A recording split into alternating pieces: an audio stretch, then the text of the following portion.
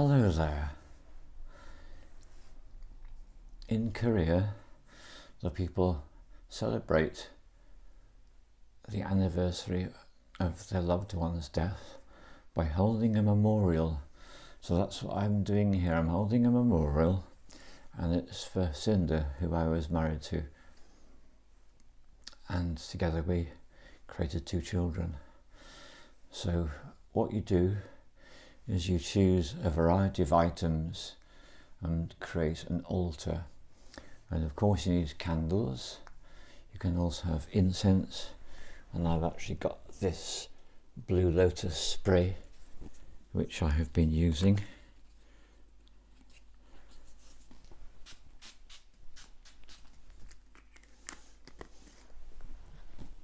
Very much connecting with the heart. There are apples on the altar, on the memorial altar, and they represent eternity and beauty. And I have some artifacts that I gave to Cinder, which I inherited when she died. And so to the right there is the drum, and in the centre are the tarot cards. She was brought up in the Nederlandse Reformed Kerk, which is a Protestant Christian tradition. So I have the Bible, and I did a couple of readings from the Bible. There's chocolate, and the apple, one of the apples has been cut open, and there is some mead on the altar as well. And I've got my mudang, that's the Korean rattle, and I did cleanse the space with the rattle. I use bells, and I used a bowl as well. So these are the sorts of things that you do to prepare a memorial altar. And then it's a matter of simply being yourself and celebrating that person's life in any way you choose to do so. So I sang a song, one that we all used to sing, which is a Sinterklaas liedje, which means it's a song particularly for the 5th of December, which is when Sinterklaas comes to the children and gives them sweets and confectionery and other things. So what else have I done? The other thing I've done is I've been in conversation with her spirit, and this is the Korean approach which I find is so helpful. You simply talk to the person like they're here, because they are, because you've just created a memorial to them, so that makes a connection between the two of you. So that's what I've been doing this evening. And while I've been reflecting, which is part of the thing about the memorial, I was brought up very forcefully with the image of a book written by the science fiction author who wrote for children called Orson Scott Card.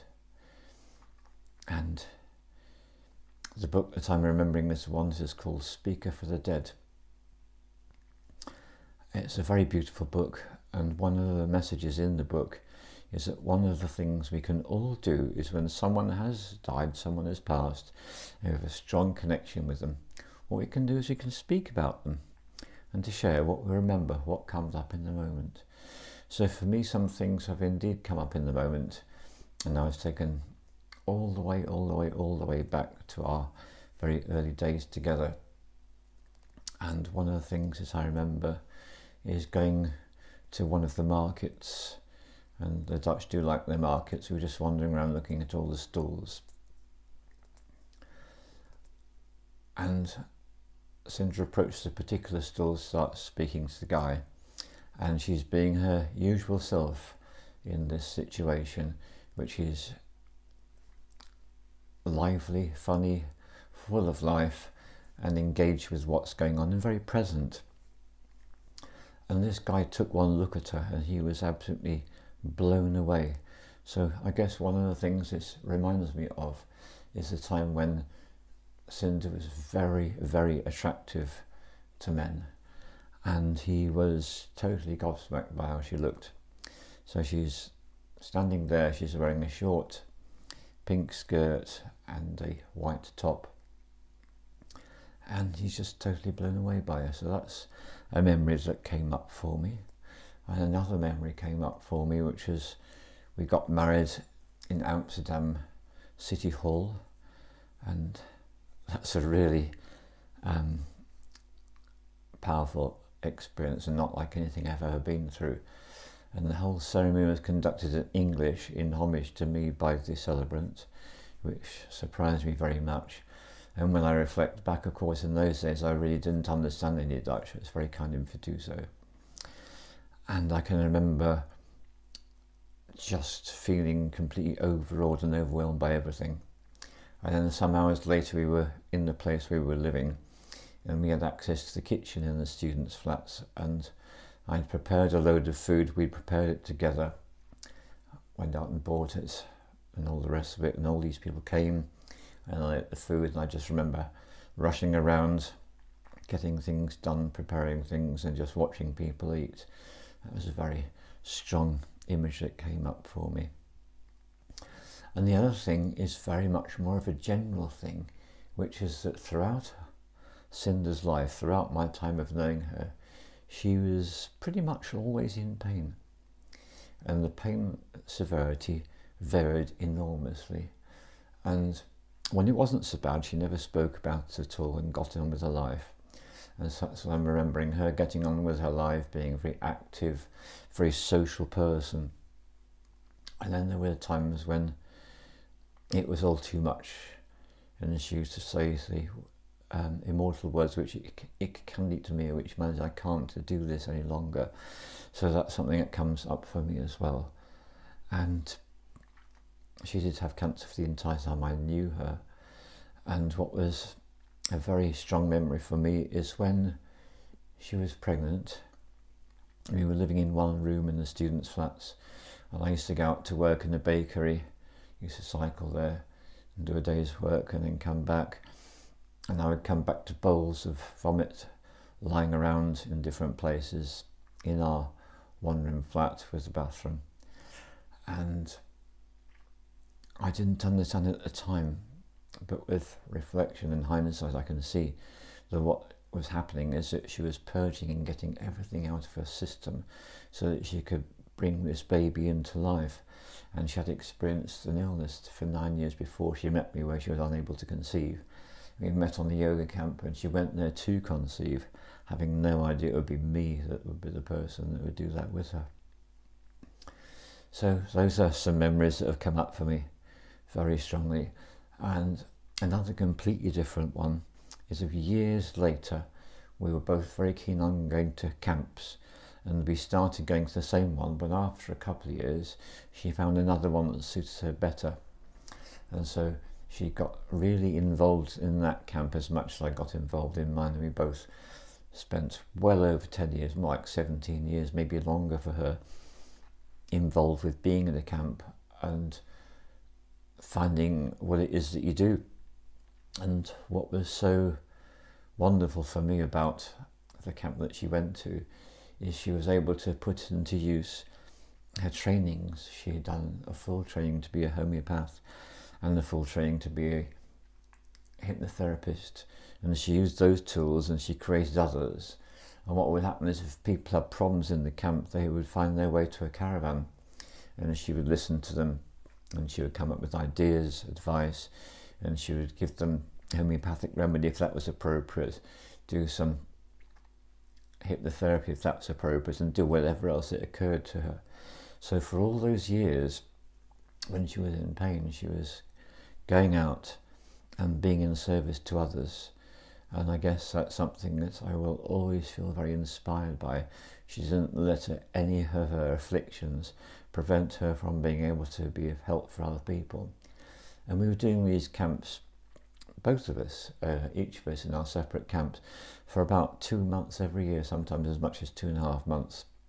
So I know that she made a difference, and something that was very happy for her to tell me was she would speak about the people that would come to the camp that had been there the previous year, and often be holding the hand of their partner and say, "Thank you so much, Cinder. I was a lost soul when I came last year, and look, I've got this partner, we've got this wonderful relationship." So that's something that is a very, very big memory for me about her. And living with pain. It's something that I'd never experienced before in a human being, because it was, as I've said, an ongoing situation. And that's another really big realization that came to me tonight. When we met each other, although she was 33 and I was 27, so she was 32 and I was 27. Although that's the case in terms of numbers of years, we were both so much like children in our understanding of the world and of life and how to relate. And we were just doing what everyone does, which is dealing with things as they arise, being pregnant, giving birth, raising a child, helping other people, having another child, all the things that we went through throughout our life together. So I feel it's a humbling experience, actually, having a chance, which I've had, to chat with her and to sing the song and to do a couple of readings from the Bible.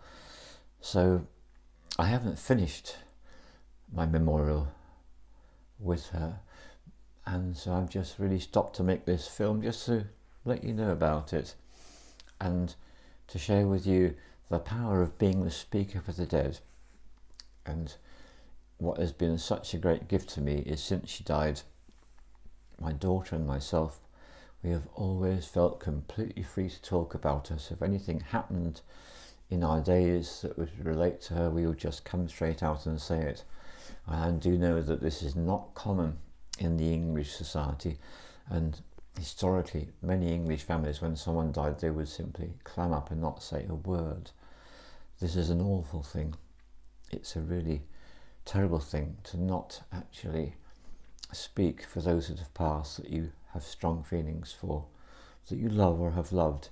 It's such an important thing to do. So my message in my memorial film is to say this to you.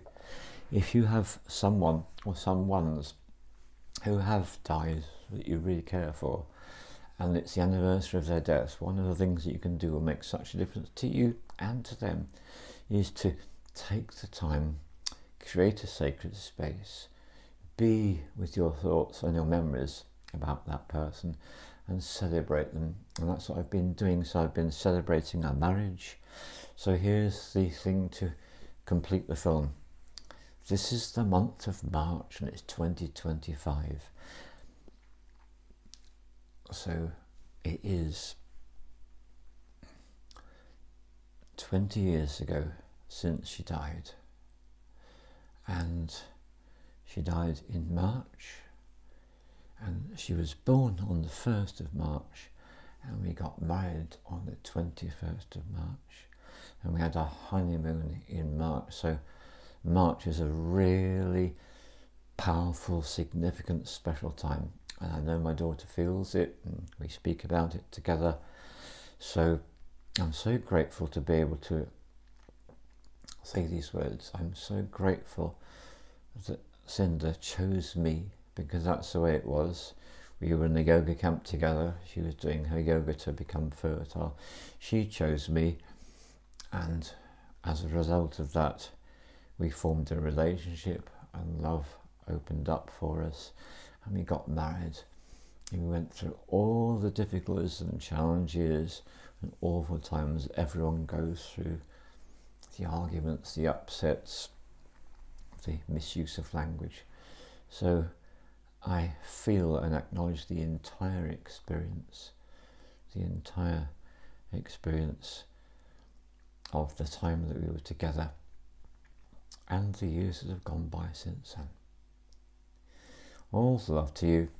Thank you very much.